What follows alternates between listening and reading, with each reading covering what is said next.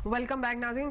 खुर्रम साहब से मैं सवाल करूंगी। खुर्रम साहब, जब रेमंड डेविस का केस हुआ था तो शहबाज शरीफ साहब भी तो नवाज शरीफ साहब की तिमारदारी के लिए लंदन चले गए थे, तब तो आप लोगों ने माइंड नहीं किया। अब आप लोग कहते हैं कि जी जरदारी साहब चले गए, पता नहीं क्या होगा पीछे। नहीं, लेकिन रेमंड डेविस का केस पाकिस्तान की तारीख का एक रिकॉर्ड है कि एक ऐसे मुल्क में जहां आमतौर पे जब भी अमरीकी शहरी और ख़ासतौर पे वो शहरी जो अमेरिका की सरकार का रुकन होने का दावा करे, उन्हें चंद मिनट से ज्यादा पुलिस ने कभी डिटेन नहीं किया। हमने तो रेमंड डेविस को गिरफ्तार करके उसके ऊपर बाकायदा मर्डर की प्रोसिक्यूशन की है, उसको चाराजोई की है। और ये सारी story, if I am wrong Khurram साहब, ये सारी स्टोरी शुरू ही उस वाकये से हुई है और उसके बाद पाकिस्तान में चेंजेस फास्ट फॉरवर्ड मोड में आ रही हैं। नहीं, असल में अगर आप वाकई इसकी तफसील जानना चाहती हैं तो यह है कि परवेज मुशर्रफ के दौर से और उसके बाद जो NRO का बंदोबस्त हुआ जरदारी साहब के साथ, उसमें एक हिस्सा यह भी था कि CIA एक पाकिस्तान की सरजमीन पर एक सीक्रेट वॉर कंडक्ट कर रही है पिछले 6 साल से। और वो जो है उसमें उसके शवाहिद आपको कहीं कहीं मिलेंगे कि जैसे आपको याद होगा कि सदर जरदारी के सदर बनने से 2 दिन पहले भी अंगूर अड्डा में अमरीकी फौजी जो है पाकिस्तान की सरजमीन पर आए थे। हाँ। उसके बाद दीर में उनकी जो जॉइंट स्पेशल ऑपरेशन कमांड है, ये मैं बात कर रहा हूं फरवरी 2010 की, वहां उनके 4 फौजी एक धमाके में मारे गए थे। हालांकि उसका क्लेम ये था कि हमारा कोई फौजी जो है पाकिस्तान की सरजमीन पर नहीं चल फिर रहा। और इसी तरह एक पूरी असैसिनेशन कैंपेन थी, रेमंड डेविस उसका एक हिस्सा था।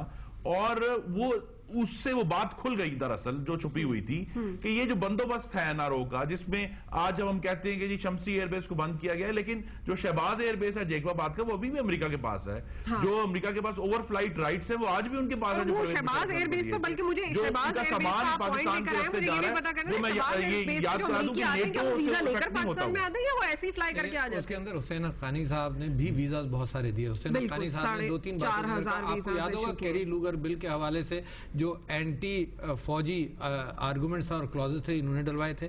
आपको याद होगा कि इसने हुसैन हक्कानी साहब ने उसके अलावा भी फौज के एतबार से जो उनकी रिजर्वेशन है वो किसी ना किसी अंदाज से डालते गए। मगर रेमंड डेविस केस के अंदर एक अनोखी बात आपको बताऊं, और मैं ये समझता हूं कि इसके अंदर कलूजन था both provincial government and central government. कैसे? जो जज था, एक तो दियत वाला मामला लाए, है ना, वो तो लाए, चलो वो जिस अंदाज से किया गया, दियत का मामला गलत तरीके से पाकिस्तान के इस्लामी कवानीन को इस्तेमाल किया गया। वो ये होता है कि जब आदमी अपनी गलती का एतराफ करता है, वो माफी मांगता है तो अच्छा। दूसरी बात मैं आपसे ये कहूं, जो जज था जो प्रोविंशियल गवर्नमेंट के नीचे आता है, उस जज ने कहा कि जो इसके पास से पिक्चर्स बरामद हुई हैं, जो सेंसिटिव इंस्टीट्यूशंस की पिक्चर्स हैं, और जो इसके पास से असलहा बरामद हुआ है, तो जो प्रोसिक्यूशन है जो प्रोविंशियल गवर्नमेंट का था, कि प्रोसिक्यूशन ने, जज भी प्रोविंशियल गवर्नमेंट का था, तो उसने कहा कि प्रोसिक्यूशन ने साबित नहीं किया कि इसके पास से निकला है। हाँ। कैसे हो सकता है? आप समझिए ना, मतलब जो एक्चुअल क्लॉजेस थे जिसमें उसको पकड़ा जा सकता था, एक मिनट मैं बात पूरी कर लूं, एक्चुअल क्लॉजेस थे जिसके अंदर वो पकड़ा जा सकता था, अदलिया मुकम्मल तौर पर आजाद है और अदलिया दियत का तो मामला सेटल हो गया, मगर जहां वो पकड़ा जा सकता था उसमें जज ने कहा कि ये प्रोविंशियल प्रोसिक्यूशन है और प्रोविंशियल गवर्नमेंट ने। दूसरा ये है कि मैं चैलेंज करता हूं कि ये आप कागजात देखिए के पास निकला था, वो तमाम का तमाम फेडरल गवर्नमेंट को सबमिट किया गया था, क्योंकि ऑफिशियल सीक्रेट्स एक्ट के तहत जो स्पाइंग की एलिगेशन है वो फेडरल गवर्नमेंट ने इनिशिएट करनी होती है। Illegal weapon possession federal government ने इनिशिएट नहीं की। जिस दिन ये दियत का मामला आया, आप रिकॉर्ड उठाकर देखें, उसी दिन प्रोविंशियल गवर्नमेंट के जो प्रोसिक्यूटर्स थे, जो हमारा काम था, जो हमने किया तमाम दिलजमी से और अपने एहसास से जो ड्यूटी था, उस दिन ही फर्द जुर्म बाकायदा तौर पर आयद की गई थी। और जिस वक्त फर्द जुर्म आयद की गई, उस वक्त वहां से जवाब आया डिफेंस से कि जी हमने तो दियत का मामला कर लिया और सारा मामला सेटल हो गया। तो प्रोविंशियल गवर्नमेंट ने तो मुकम्मल तौर पर प्रोसिक्यूट किया।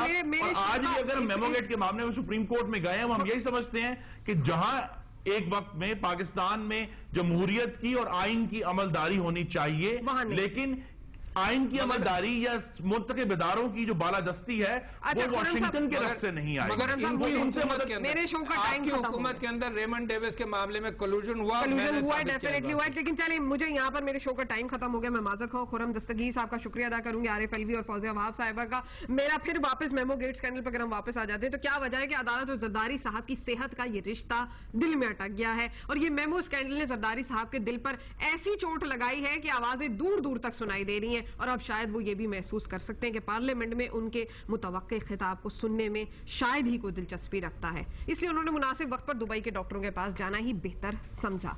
आपको मेरा शो कैसे लगा आप मुझे ईमेल कर सकते हैं कब तक@dawnnews.tv। कल तक के लिए अल्लाह हाफिज।